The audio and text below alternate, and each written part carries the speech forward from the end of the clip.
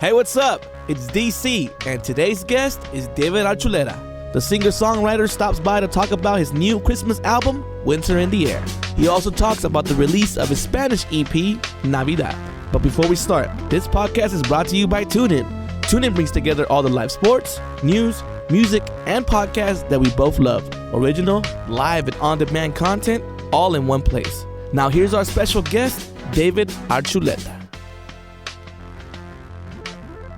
TuneIn Conversation, it's your boy DC, and I got a very special guest in the building for this special holiday edition conversation. My dude, David Archuleta. Am I saying it right? Yeah. How you doing, brother? Doing great, thank you. How's it feel? You got this project out. You got two projects out right now. How do you feel about those two projects out right now? I feel great. They're both Christmas holiday projects, and one of them was a full album in English, and I also did a Spanish EP. And they've been great. I love Christmas, and Christmas shows are my favorite ones to do, and so it's been fun being out back on the road. We're going to talk more in depth about those two projects. I want to get into a little conversation with you. Obviously, if people don't know, you can Google, but you were on American Idol 10 years ago. Yeah. That's quite a long time. From then to now, how has your artistry evolved from then to now? Well, it's crazy because now it's been over 11 years since I auditioned for the show. I was 16 when I auditioned, and I just got my first job in high school, and I was like, okay, I'm figuring out what to do with myself now because I didn't know what I really wanted to do. And then I go and audition. I didn't really expect anything, and then had to quit the job too. Did you die? Yeah. What job was that? I was a park amphitheater techie, technician. So I ran lights and sound. Okay. And less than a year later than that, I had a recording deal and business, and it was fast. But since then, from that time too, releasing my single Crush and my first album, I feel like I've just gotten more comfortable in my own skin. I felt like I've always been a pretty shy, timid kind of guy, and always wanted to please everybody. I didn't want to get anyone upset and just wanted to do what they wanted me to do. Yeah. But I feel like now I'm kind of understand what I want to do with my life and what I want to accomplish, the goals, and set my own path. Set your own rules and your own path and what you want to do. Mm-hmm. To be completely transparent, a lot of artists say that coming out of those competitions, it's hard to keep moving. Mm-hmm. Obviously, it wasn't hard for you. How did you use that platform to elevate and keep going? I think it is actually hard to keep going. It takes a lot of work. Right. It's a lot more than just singing. It's a business. You have a bunch of people that you have to hire, and to get to work, it takes a team to make this happen, even though you're the face of it, right? And it's people hear your voice and see your face, but there's a team of people you need to trust and rely on to help you bring about your work and share it with everyone and share it with the world. Yeah. And I feel really blessed to have worked with the people I work with. I feel like they understand what I want to accomplish. I want to lift people. I want to give people good music that they enjoy listening to, but I want to leave them with a message. And I feel like the people behind me understand that and have helped me bring that about. Not only 10 years ago have you evolved from then to now, also the digital age came in and started pushing up. How did you evolve with that age and use it to your stuff? I guess I started with doing blogs and things. So it was kind of fun because you suddenly could do chats with your fans just live. Yeah. And they could tune in from anywhere in the world or anywhere in the country and ask you questions, and you could just talk to them. And you could just talk to them about your day. Whereas before, it would have to be on a certain news channel or a TV interview or on the stage every now and then if you came through their city by chance. And now we get to talk to our fans every day. And especially with Instagram, Insta story, just every day you can do random things. You can show them what you're eating. I know that's weird, but I love food. So it's always look at this restaurant I found, or I'm back at In-N-Out Burger. I love this place so much, or things like that. Or you could show them sneak peeks of you in the studio, live, right there and there, then and there. So I feel like there are a lot of advantages to it. Of course, you can spend too much time. You could worry too much what other people think and compare yourself on social media. But that's why I try to give myself a balance. I'll even go on social media fasts, so I don't worry too much. Like I said, I'm a people pleaser. Yeah. So I try to recenter and hear my own voice as well and say, I'm good, I'm happy, even if How do you balance that? Like, what do you do to like try to not please everybody and please yourself? Like, what do you do? Man, it's hard because it's so easy to say, what do they think? Oh, they didn't like that. Oh man, I feel bad now. Yeah. I like I said, I do social media fast, and I'm a very religious person, so prayer is something that's really important for me, to take time alone and just be with God and set goals with him in prayer.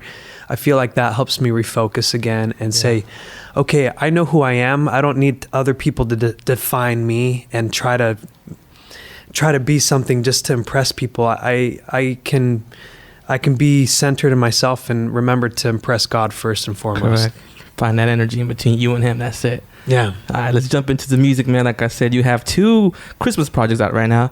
One is called Winter in the Air, and one is called Navidad. What inspired you to create a Spanish project? Because I don't think you've ever had a Spanish project at all. No, this is like my first time kind of stepping into it. I've recorded a couple things. Like I did a song in Spanish, Nunca Pensé, and then I was invited to sing in the Spanish We Are the World, Somos el Mundo. Yeah.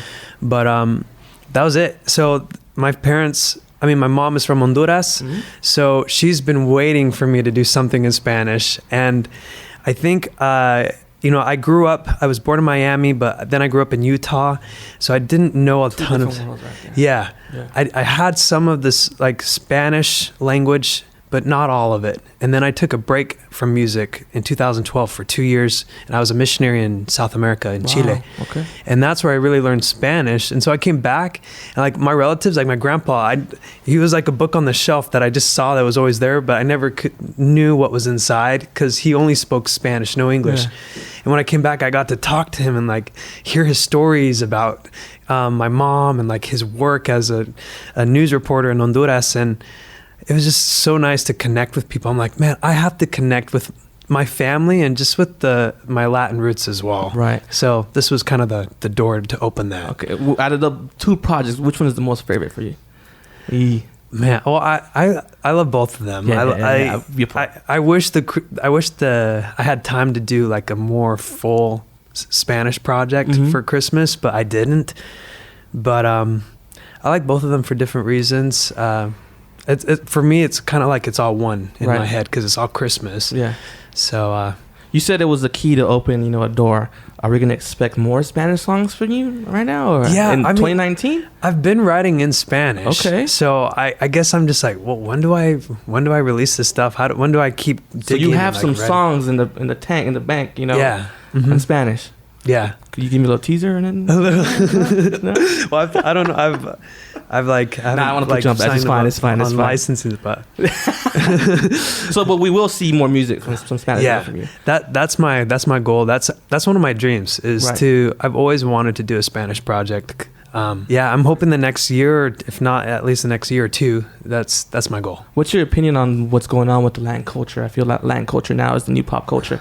So everybody's like, not embracing us, but embracing us in a certain, like it's been here, but now people are paying attention. So what I love about it is, so I live in Nashville now, and there's a decent Latin population over there, but because of like the popularity of the music going on, I guess when Despacito happened, like everyone was just started like listening to like Latin flavors and stuff. But even before that, like my friends and people I'd be around, we'd start inviting them to go to dancing, Latin dancing. Okay. And like just more and more people started coming. Like all these people, regardless of their race, were so excited. They all wanted to learn how to dance salsa and bachata. Yeah. I'm like, was it a steakhouse or something? Was it like a food No, thing? It was at there's this Puerto Rican restaurant called Salsa in Nashville, and they give free dance, like basic dance lessons. And it was just kind of fun to like see all my friends and everyone get in. And now they have a place called Plaza Mariachi in Nashville that they have, all kinds of, from Mexican music nights, and they also have salsa nights. And people, like everyone, like you'll see all kinds of people just there and enjoying the Latin music. And I think it's really nice that people are enjoying a lot of the music that I always listened around, and like my mom would listen to. It's fun. What's if I take your phone right now, what kind of playlist do you have right now on your phone? Who are some artists that you're listening to right now?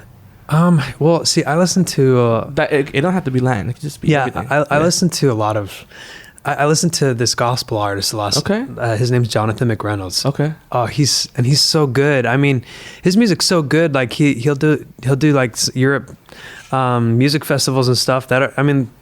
Just because his music's awesome. He's so jazzy, but he has a message. So that's something I really love, and his voice is just crazy good. Yeah. But I'm trying to think what else. I mean, pretty much that's all I listen to right now. Jonathan McReynolds.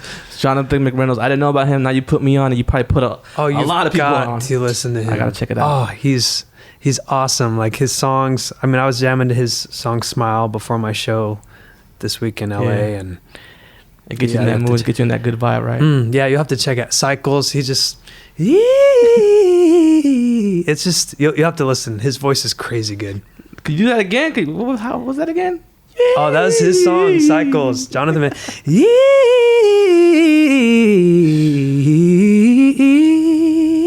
I can't do it like him, but I can't even do it like you, so it doesn't really matter. So 2018 is wrapping up now. 2019 is right around the corner. What can we expect from you in 2019? 2019. So I'm working on pop music. I'm working on writing some new stuff. So I've done a couple of writing trips already. I was just in the UK actually not too long ago writing some new stuff and getting acquainted with some other writers and producers there. And so I guess that's my plan for 2019. New pop music. I'm trying to just try some fresh sounds with what's going on these days. Like trying to listen to a little like Post Malone influence or Ariana Grande influence just to see what people are into. And it's like, well, let me see how I can use elements of that and give a David Archuleta twist to it and give my message I want to give out too. Exactly. With that. It's all about giving that message that you want to give out. Yeah. Not whatever anybody else wants. My last question, when it's all said and done, when you're like, it's a wrap for me, I'm done, I accomplished what I wanted to do, what do you want to be remembered as? I guess I just want to be remembered as someone who was true to who he was, who didn't give in just to make it big and to be successful, who's someone who stayed true to what mattered most to him. I guess I want to be remembered as someone who motivated other people to give their best and to stick to things that make us happy.